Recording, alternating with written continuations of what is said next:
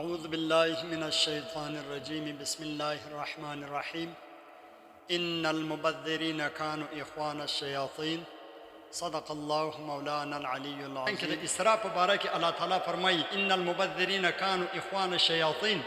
دا بيزي چې اسراف کوي نو لهذا هغه څوک چې د شیطان ورور دی الله تعالی په قرآن پاک کې فرمایي وایي دغه اسراف کوونکی د شیطان ورور دی. په ورځ د قیامت به د شیطان سره راپورته کېږي دا رقم انسان چې کوم څوک اسراف کوي. دا خو عظیم اسراف دی. نن سبا یوه ګولۍ په 1.5 سل 200 روپۍ ده. اوس د ضربې حساب یې وکړه چې ضربه په څو کېږي او دا رقم چې ډېرې ضربې هغه بیا په څو کېږي. او دویم تاوان د دې ټکانو دا دی چې دا د انسانانو دپاره د تکلیف ذریعه جوړېږي، د ناخوبۍ ذریعه جوړېږي. او انسانانو ته تکلیف ورکول دا د انسان دپاره بیا باعث پریشانی جوړېږي. د انسان دپاره دا د پریشانی ذریعه ګرځي چې مسلمانان ته تکلیف ورکول کېږي. او بل نقصان یې دا دی چې دغه رقم انسان د الله تعالی په نیز باندې مجرم ګرځي، د الله تعالی په نیز باندې مجرم جوړېږي. ځکه که دغه ګولۍ د یو چا په سر کې ومشلېږي او د یو چا دپاره د قتل ذریعه جوړه سي، هغه په دې ګولۍ باندې مړ سي، نو د الله په نیز باندې ته قاتل شمار سولې، ته قاتل سولې. په ورځ د قیامت به د قاتلانو په ډله کې راپورته کېږي او الله تعالی به د قاتلانو عذاب درکوي. او که چیرې دا د انسان دپاره د قتل ذریعه نه سي جوړه، د زخم ذریعه جوړه سي، په وژه کې ولګېږي، په ملا کې ولګېږي، په پښه کې ولګېږي، هم بیا د الله تعالی په نیز باندې ته مجرم ګرځي. د الله تعالی په نیز باندې ته مجرم جوړ سولې، ځکه انسان دې زخمي کوي، انسان ته دې نقصان ورسوي، انسان ته دې تاوان ورسوي. او که چیرې ګسه قتل هم نسي را، زخم هم نسي را، انسانان خو په دې باندې تکلیفېږي په دې ټکانو باندې. هغه د تکلیف په وجه باندې هم د الله تعالی په نیز باندې دا رقم انسان چې هغه ټوله شپه ورځ ټکان کوي، دا رقم انسان د الله تعالی په نیز باندې هم مجرم شمارل کېږي. ځکه د انسان د تکلیف په وجه باندې انسان مجرم شمارل کېږي. ځکه چې نن سبا دا ناسور ډېر عام سوی دی چې کله هم د چا د زوی واده یي یا د چا د ورور واده یي یا د یو چا د یو بل رشته دار واده یي،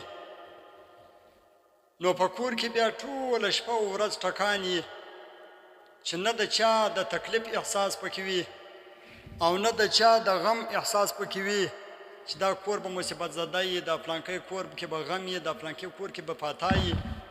نه دغه احساس پکې وي، ولې د ده خوشحالي ده.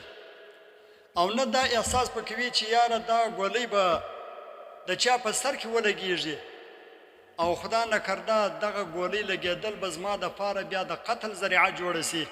دا احساس په چا کې نسته. بس ټوله شپه او ورځ ټکان دي. حالانکه په دا کلي کې به یو فاتا شروع وي، په دا کلي کې به کورونه د غم کورونه به وي، مړي به پکې سوي وي، مایا په مړي به پکې سوي وي.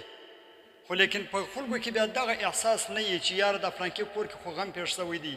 داسې یو څو ټیم مخکې 10-15 کاله مخکې به ستاسو په یاد وي چې د یو چا کره به مړی سوی و، نو بیا به هغه بل کلي به هم ټکان نه کول. دا ډول و ډمامې و سورنا و دا باجې دا د چا په یاد دي، ټکان به نه کول بل کلي په فلانکي کلي کې مړی سوی دی.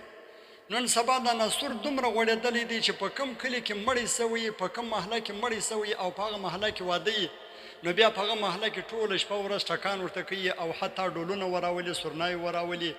یعنې هغه احساس نه وي چې یار دا مسلمان خو غم ځپلی دی، دا مسلمان خو مصیبت زده دی، د دې سره باید زه په دې غم او په مصیبت کې شراکت وکړم.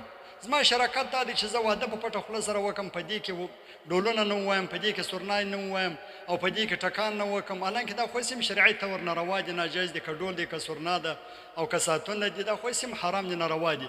خو کم سے کم دغه مسلمان سره خو په دې غم کې شرکت وکړي. یعنې دا احساس د موږ سره نن سبا نسته. بس موږ خپلې خوشحالۍ ته ګورو، د بل پر غم یې نه یو، د بل پر تکلیف یې نه یو، د بل پر مشکلات یې نه یو، د بل پر مصیبت باندې نه یو. حالانکه نن سبا خو هغه دی د میډیا زمانه ده، هر سړی په دې خبر دی چې یاره په هسپتالو کې نیمایي واډونه د دغه سره ډک دي چې د هغو په سرو کې، د هغو په ملا کې، د هغو په وژو کې سړې ګولۍ مښتي، سړې ګولۍ پکې لګېدلي. داسې ډېرې ویډیو به تاسو لیدلي. ما په خپله خلکو راښکاره کړي دي، ما لیدلي دي چې په سر کې ګولۍ مښتي، ټکان کېږي په واده کې، هلته په کلي کې په یو چا په یو کښنې په سر کې ګولۍ لګېدلي، د ښځې په سر کې لګېدلي. هر سړی نن سبا خبر دی، نن سبا د میډیا زمانه ده. نو لهذا موږ دا نه وایو چې یاره غم دی، ټیک سلو واده دی، ستا په کور کې واده دی، لیکن هغه واده چې د شریعت موافق تیر سي بیا خوند پکښې وي، په هغه واده کې بیا اتفاق وي، په هغه واده کې بیا یو قسم خوشحالي. لہذا د خپل خوشحالي د بل مسلمان دپاره باید د پریشانۍ و د مشکلاتو و د تکلیف ذریعه نه کړو جوړه. ټوله شپه ټکاني د خلک د خوب وتلي، ډېر کسان دا رقمې چې ناجوړه یي، ډېر کسان غمزفلي یي، ډېر کسان مصیبت زده یي او ډېر کسان په تکلیف یي، ډېر کسان په ناجوړي کې یي، ډېر کسان ضعیف یي، هغه په کورو کې پراته یي، خوب نسي کوی، ټوله شپه خوب نسي کوی. نو لهذا دا رقم باید سړی نه وکړي. دا خو تاوان دی د انسان دپاره، نقصان دی د انسان دپاره. د هغه واده کې بیا د نقصان ذریعه جوړېږي، د پریشانۍ ذریعه جوړېږي. نو له دې سره ډېر تاوانونه تړلي دي. اوس ټیک سلو ټکان وکړه، لیکن دومره ټکان وکړه چې دا خلک خبر شي چې د فلانکي کره واده دی، او هغه ټکان چې کوشش مې کېږي هغه هم داسې پر دیواله باندې وکړي او په دې ځای کې وکړي چې هلته ګولۍ بالان نسي ولاړه و نور مسلمانانو ته د تکلیف ذریعه جوړه نسي، نور مسلمانانو ته د مصیبت و د مرګ ذریعه جوړه نسي، د نور مسلمانانو دپاره د یو تکلیف ذریعه نسي جوړه، او ستا دپاره د قتل ذریعه نسي جوړه، چې مطلب هلته د ګولۍ بالان نسي ولاړه، د چا دپاره د قتل و د مقاتلې ذریعه نسي جوړه. نو لهذا لاسونه درته نسو، د پیرزوینې درته وایو چې مه کوئ د خدای دپاره د خپله خوشحالي د بل مؤمن مسلمان دپاره د پریشانۍ ذریعه مه جوړوئ، د بل مؤمن مسلمان دپاره د قتل و د مقاتلې ذریعه مه جوړوئ، د بل مؤمن مسلمان دپاره د زخمیتوب ذریعه مه جوړوئ. دا موږ د پیرزوینې درته وایو، زموږ زړه در باندې سوځي. لهذا په دا کې ډېر تاوانونه دي.